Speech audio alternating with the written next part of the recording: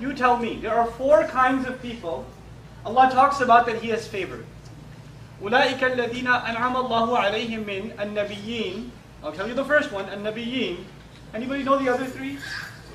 الصِّدِّيقِينَ, الشُّهَدَاء, الصَّالِحِينَ, وَحَسُنَ أُولَٰئِكَ رَفِيقًا. The prophets, those who confirm the truth in the prophets, the martyrs, and the righteous. 4 levels of people that basically earn Jannah. What is the lowest of these 4 levels? The righteous, as-salihin. Now listen to this. وَمَنْ صَلَحَ مِنْ آبَائِهِمْ. And whoever was righteous from among their ancestors. Salaha implies here the lowest level qualified to enter Jannah. This person made it to Adan. Their family member is at the lowest level. They're at least righteous, so they made it into Jannah. And Allah says, because of you, they get upgraded. They get upgraded. You could be with them. Now here's the thing. I like to compare this to dunya. You know, in dunya, you go into make a booking at a hotel, right? So you have a lot of family coming, you make a booking at a hotel, you get the executive suite on the top floor, the really big baller room that they charge a lot of money for, and they only have like 3 rooms like that. You get one of those rooms. And the rest of your family has 5, 6 rooms on one of those economy peasant class floors, right? They have those. So you go to the concierge and say, I'd like to be with my family. What are they going to do? Put all of them in executive suites or put you down in the economy class? What are they going to do? They're going to put you down in economy class. What does Allah do here? You're in the executive class Jannah, the premium package. They're in the economy package Jannah. What does Allah do? He upgrades them. وَمَنْ صَلَحَ مِنْ آبَائِهِمْ. And then Allah says آبَائِهِمْ. It's such a beautiful thing. It's this amazing reunion. Not like the ones we have at Eid. The reunions we have at Eid get complicated. Not like those. These are actually happy occasions. Right? What happens here is, you know, for example, before I was born, my mother's dad, my grandfather, had passed away. I never met him. I only heard stories about him from my mother. Right? There are people who tell me my great-grandfather was a muhaddith. 3, 4 generations ago he was this or he was that. Or my great-great-great-grandfather fought the British in this war. And we have stories recorded in history and, you know, we're from his legacy, etc., etc. You don't just get to meet your dad and your granddad. You get to meet your ancient ancestors. I mean, I come from Pakistan, and I know for a fact, probably somewhere up in my ancestry, my ancient ancestors were Hindu.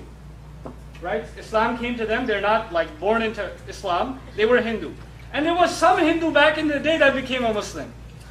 And because of that one guy's decision, his children's children down to me are saying La ilaha illallah. I'd like to meet that guy.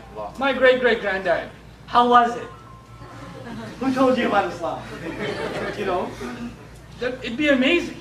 It would be an amazing thing to have that reunion. You know, وَنْ صَلَحَ مِنْ آبَائِهِمْ وَأَزْوَاجِهِمْ and their spouses. And by the way, when you meet your spouse in Jannah, it's not like meeting your spouse here. So don't get depressed, right? Right? Oh, you get to meet your wife, Jannah. I thought it was. You're here too? No, not like that. Am I in the right place? No, not like that. All the ghil, all the ill feelings, all the things that you find annoying about your spouse.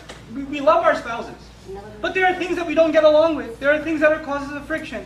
Allah gets rid of all of those things. The only thing left is love and affection and appreciation. You know, that's all that's left. And then you meet your spouse and you're like, wow, why weren't we like this in dunya? Because it's Jannah.